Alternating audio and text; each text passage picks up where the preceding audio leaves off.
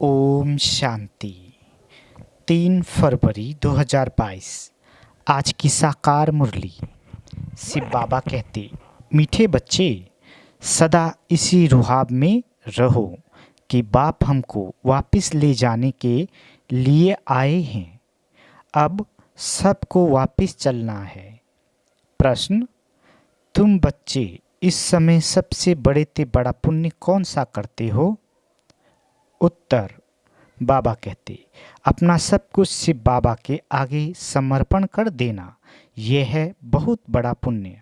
Surrender कर पूरा श्रीमत पर चलने से बहुत ऊंच पद मिल जाता है। दूसरा प्रश्न, कौन सी एक नई बात मनुष्य की बुद्धि में बहुत मुश्किल बैठती है? उत्तर, बाबा कहते, शिव बाबा जो निराकार है उसने ब्रह्मा के तन में प्रवेश किया है। वही सबसे बड़े ते बड़ी आसामी है।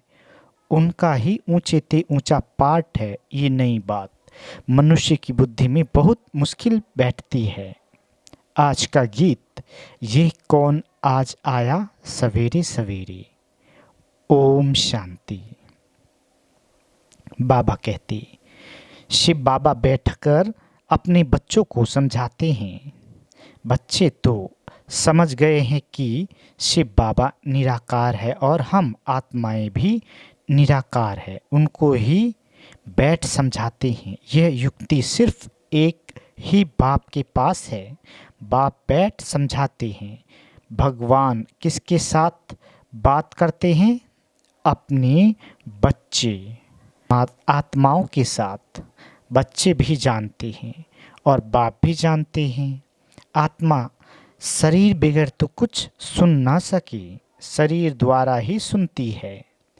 एक ही ये सत्संग है जिसमें परमपिता परमात्मा बैठ समझाते हैं। बाकी जो भी सभी आत्माएं हैं उन सब को अब साथ ले जाना है, क्योंकि ड्रामा का चक्र अब पूरा हुआ है। ये सारी भारतवासियों की ही बात है। बाबा आते हैं भारत में और भारतवासियों को ही कहते हैं, बच्चे तुमने सबसे जास्ती पाठ बजाया है। तुम ही सतयुग में सो देवी देवता थे, अब शूद्र बने हो। फिर से तुमको पढ़ाई कर देवी देवता बनते हो। औरों को कैसे पढ़ाएंगे? गीता भी भारत की ही है। हर एक का अपना अपना पुस्तक है और जो भी धर्म पिताएं आए हैं वह सब मनुष्य हैं। उनको अपना अपना शरीर है। ये है सभी आत्माओं का निराकार फादर जो नॉलेजफुल है। ड्रामा के आदि मध्य अंत को जानते हैं। बाप को पढ़ाना भी बहुत बच्चों को ही है, क्योंकि तुम ही चक्रवर्ती राजा फिर से बनने वाले हो। सभी तो मनुष्य से देवता नहीं बनेंगे। जो भी पहले देवी देवता धर्म वाले होंगे उन्हों का ही फिर सैंपलिंग लगेगा।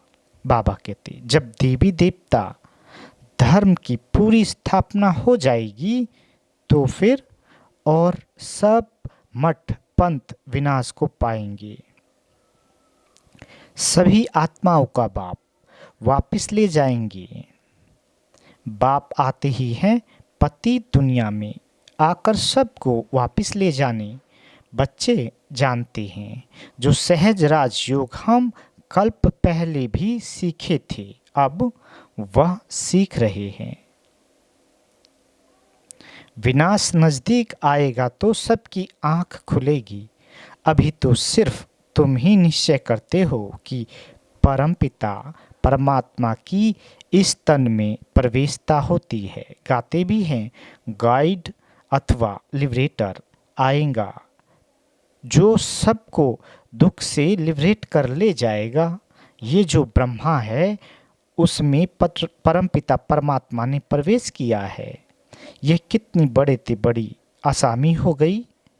तुम बच्चों को इतने रुहाब में रहना है कि बाप हमको लेने आया है।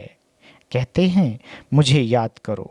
उस रिगार्ड से बहुत मुश्किल कोई देखते हैं। भगवान की कितनी महिमा है, वही सर्वशक्तिमान है। दूसरे कोई की इतनी महिमा है नहीं। इतना रिगार्ड तुम बच्चों को रखना है। बाबा कहते, संगठन में तुम जब बैठते हो तो याद अच्छी रहती है, फिर इधर उधर जाते हो तो वह याद रहना मुश्किल है। घड़ी घड़ी अपने को देही अभिमानी समझो, तब बाप को याद कर सकेंगे। ऐसे बाप के साथ बड़ा रिगार्ड से चलना पड़े, परंतु बाबा साधारण होने कारण वह रिगार्ड नहीं रहता। समझते भी हैं कि बाबा कालों का काल है। ये सिर्फ बाबा जिसको तुम बाप दादा कहते हो, ये सबको साथ ले जाएगा। बाबा को ऊंचे ते ऊंचा पाठ मिला हुआ है, जिसको सारी दुनिया याद करती है। आत्मा क्या चीज है ये कोई और बता न सके। कह देते हैं लिंग है, पूजा तो शिवलिंग की होती है। हम भी लिखते हैं ज्योतिर्लिंगम, परंतु वास्तव में इतना बड़ा है नहीं। ये तो स्टार मिसाइल है, इनमें ही सारा पार्ट भरा हुआ है। ये भी किसकी बुद्धि में नहीं आएगा। बाबा कहते, जब सुनेंगे आत्मा स्टार है, परमात्मा भी स्टार है, तो वंडर खाएंगे कि कितना वह ताकतवान इनमें प्रवेश होता है।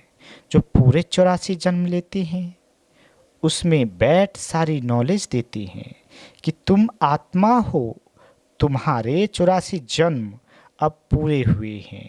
अब मुझे याद करो तो विक्रम विनाश होंगे। बाबा कहते, अभी तुम बच्चों को ख्याल में आता है कि आत्मा कितनी छोटी बिंदी है। उसमें 84 जन्मों का पाठ है, जो अपने समय पर एक्यूरेट रिपीट करना ही है। परंतु शिव बाबा का सबसे ऊंचे ते ऊंचा पाठ है।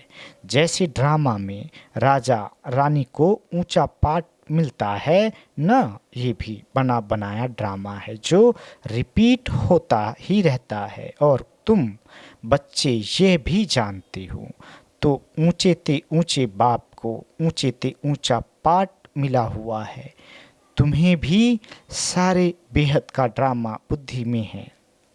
बाबा सुप्रीम सोल कैसे साधारण तन में प्रवेश करती हैं। शास्त्रों में तो अर्जुन का रथ घोड़ा गाड़ी बना दिया है। बाबा कहते, रथ का अर्थ कितना बड़ा है। ये है उनका रथ। परमपिता परमात्मा खुद कहते हैं, मैं इनमें प्रवेश कर तुमको सभी बातें समझाता हूँ। यह ज्ञान की बातें कोई शास्त्र आदि में नहीं है। शिव बाबा ने ब्रह्मा तन में प्रवेश किया है। ये बिल्कुल नई बात होने के कारण किसकी बुद्धि में बैठती नहीं है। अब बाप कहते हैं, बच्चे देही अभिमानी बनो। अब तुमको परमपिता परमात्मा पढ़ाते हैं, उनको ही याद करना है। वह इस तन में बैठे हैं। इनको तो तुम दादा कहते हो थे। यह दादा दोनों कंबाइंड है। तुम बाप दादा कह बुलाते हो ना, पहले बाप फिर दादा, फिर यह तुम्हारी माँ भी है। यह गुप्त बातें समझाते हैं। यह है ब्रह्मपुत्रा नदी। ये सागर नहीं है, बड़े ते बड़ी नदी इनको कहेंगे। फिर है सरस्वती, तुम हो ज्ञान सागर से निकली हुई ज्ञान गंगाएं। उन्होंने फिर वह चित्र बना दिया है। ब्रह्मा पुत्रा कहाँ से निकली ये उन्हों को क्या पता। फिर सिंध सरस्वती का भी नाम है। कुछ न कुछ थोड़ा बहुत शास्त्रों में है। आत्मा ही पावन, आत्मा ही पतित बनती है। शरीर के लिए नहीं कहा जाता है, आत्मा के लिए कहते हैं। इस समय प्राय सभी पतित है। शरीर तो किसका पवित्र नहीं, सभी पाप आत्मा है। सबसे जास्ती पुण्य आत्मा तुम बनते हो। सब कुछ शिव बाबा को सरेंडर करते हो। ऐसे बहुत होते हैं जो एक एक चीज सरेंडर कराते हैं। लोभ को सरेंडर करो, फलानी चीज छोड़ो। यहाँ तुम जब बाबा के बने हो तो सब कुछ बाप को सरेंडर करते हो। बाबा फिर एवजा देते हैं जो जितना श्रीमत पर चलते हैं, सरेंडर करते हैं, उतना उनको दर्जा मिलता है। मुख्य है शिव बाबा को याद करना। शिव बाबा यहाँ आते हैं पढ़ाने, सारा दिन तो इनमें नहीं बैठ पढ़ाएगा। सेकंड की बात है, तुम याद करो और आ जाएगा। तुम समझते होंगे कि बाबा सदैव यहाँ है, परंतु यह खुद भी भूल जाते हैं। इस समय बाप खुद कहते हैं, मैं तो सबको लेने आया हूँ। विवेक भी कहता है कि विनाश तो जरूर होना है। अब तो बहुत मनुष्य हो गए हैं, विनाश की खूब तैयारी हो रही है, ये भी तुम ही जानते हो। बाकी और भल कहते हैं विनाश होगा, परंतु उसके बाद क्या होगा ये नहीं जानते। तुम्हारे में भी नंबरवार जानते हैं कि बाबा आया है, राजधानी स्थापन हो रही है। हम भी बाबा के साथ सर्विस में मददगार हैं, कांटों को फूल बना रहे हैं। भक्ति मार्ग वाले तो बाप को जानते ही नहीं। अगर कहें कि शास्त्र पढ़ने से परमात्मा से मिलने का रास्ता मिलता है तो पहुंच जाने चाहिए, परंतु बाप कहते हैं वापिस कोई भी परम धाम गया ही नहीं है। कई समझते हैं नई दुनिया फिर नए सिर उत्पन्न होगी। अनेक दुनिया में मतांतर है। बाप कहते हैं ये सब असत्य है, सत्य बोलने वाला एक ही बाप है। कहते हैं सत श्री काल मूरत, सभी आत्माएं अकाल मूरत है, तो सत श्री काल एक है, बाकी सब है असत्य अर्थात झूठ। सत्य ज्ञान की बातों के लिए कहा जाता है, ईश्वर के लिए जो ज्ञान देते हैं वो सब झूठ। गॉडली नॉलेज एक गॉड ही आकर देते हैं। तुम बच्चों को याद रखना है कि ये ड्रामा पूरा होता है, अभी हमको वापस जाना है। जैसे नाटक की जब पिछारी होती है तो एक्टर समझते हैं अब नाटक पूरा होगा, हम सब घर जाएंगे। हम सब एक्टर्स हैं तो हमको भी नॉलेज का पता होना चाहिए कि अब बाकी थोड़ा समय है, बाबा आया है, हम सभी आत्माओं को ले ही जाएगा, परंतु कब ले जाएगा ये नहीं बताते हैं। क्योंकि ड्रामा है ना, अचानक ही सब कुछ तेरा होता रहेगा। जितना हो सके औरों को भी ये समझानी देनी है। वह इतना नहीं समझते हैं कि ये राइट्स है, परंतु कहने वाला जरूर समझते हैं। तब तो कहते हैं ना, तुम बच्चों को समझाना है। हद के बाप से तो जन्म जन्मांतर वर्षा लेते आए हो, अब बेहद के बाप से वर्षा लो। तीर उन्हों को लगेगा जिन्होंने कल्प पहले लिया होगा। तुम बच्चे घड़ी घड़ी याद करो, तो अब हमको शांति धाम घर में जाना है। गवर्नमेंट के सर्वेंट 8 घंटे सर्विस करते हैं, तुमको भी 8 घंटे तक ये याद की यात्रा बढ़ानी है। अंत में तुम 8 घंटा इस सर्विस में रहेंगे तभी पूरा वर्षा लेंगे। सब तो नहीं कर सकेंगे, भल कोई जोर से पुरुषार्थ करते हो, परंतु फिर थक जाती हैं। मंजिल बड़ी भारी है। तुम बच्चे जानते हो कि बाप को सभी आत्माओं को ले जाना है। कभी कभी इस ब्रह्मा को भी ख्याल आता है कि बस अब तो सबको वापस ले जाना है। बाबा के संस्कार इनमें भरते रहते हैं, ये भी पुरुषार्थी है। अब खेल पूरा होता है, सबको वापस जाना है। अगर ये भी कोई याद करे तो इनको कहा जाता है मन मना भव। तुम बच्चे अब सम्मुख बैठे हो, सम्मुख सुनने से जैसे छप जाता है। घड़ी घड़ी याद करते रहो, अब वापिस जाना है। तुम्हारा अब मरने का डर निकल गया, मरने से कब हिचकना नहीं है। देही अभिमानी बनना है, देही अभिमानी सर्विस अच्छी कर सकेंगे। ज्ञानी तो आत्मा चाहिए, प्रदर्शनी में ध्यानी की सर्विस नहीं ज्ञानी चाहिए। ज्ञानी तो आत्मा ही प्रिय लगती है। अच्छा, मीठे मीठे स्किल दे बच्चों प्रति माता पिता बाप दादा का याद प्यार और गुड मॉर्निंग। रूहानी बाप की रूहानी बच्चों को नमस्ते। हम रूहानी बच्चों की रूहानी माता पिता बाप दादा को याद प्यार गुड मॉर्निंग और नमस्ते मीठे बाबा नमस्ते। धारणा के लिए मुख्य सार। पहला, नई राजधानी बनाने के लिए बाप की सर्विस में मददगार बनना है, कांटों को फूल बनाने की सेवा करनी है।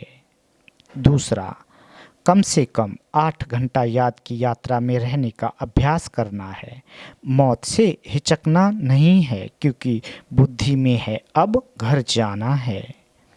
बाबा वरदान देते, स्वयं को विशेष पाठधारी समझ साधारणता को समाप्त करने वाले परम व श्रेष्ठ भव। बाबा कहते, जैसे बाप परम आत्मा है, वैसे विशेष पाठ बजाने वाले बच्चे भी हर बात में परम यानी श्रेष्ठ है। सिर्फ चलते फिरते खाते पीते विशेष पाठधारी समझकर आत्मा की स्टेज पर पाठ बजाओ। हर समय अपने कर्म अर्थात पाठ पर अटेंशन रहे। विशेष पाठधारी कभी अलवेले नहीं बन सकते। यदि हीरो एक्टर साधारण एक्ट करे तो सब हंसेंगे। इसलिए हर कदम, हर संकल्प, हर समय विशेष हो, साधारण नहीं। स्लोगन, अपनी वृत्ति को पावरफुल बनाओ तो सेवा में वृद्धि स्वतः होगी।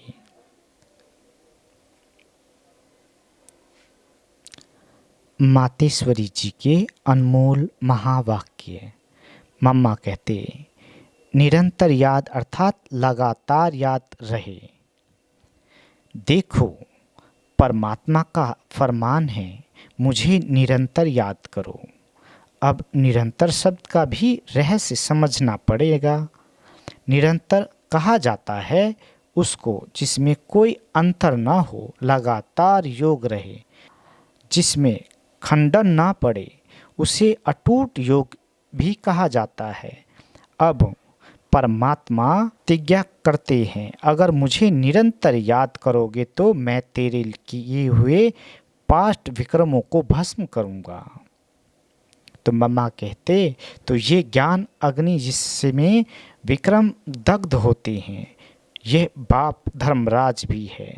जब वह सजाओं द्वारा विक्रम विनाश करा सकता है, तो बाबा के पास प्यार का भी कोई तरीका होगा। तो जो उनके प्रैक्टिकल आए बच्चे बने हैं, उन्हों को फिर ये फरमान देते हैं कि हे बच्चे, मन मना भव। निरंतर मुझे याद करने से तुम विक्रमाजीत बनेंगे, धर्मराज के डंडों से बच जाएंगे। परमात्मा के पास विक्रम विनाश कराने के 2 तरीके हैं। एक है सजाओं से पवित्र बनाने का तरीका, दूसरा है योग लगाने से पवित्र बनने का तरीका, जिससे पाप नाश होते हैं और जीवन मुक्ति पद प्राप्त होता है। मामा कहते, दुख के आवागमन से छूटने के लिए परमात्मा की याद के सिवाय और कोई उपाय है ही नहीं। अच्छा, ओम शांति।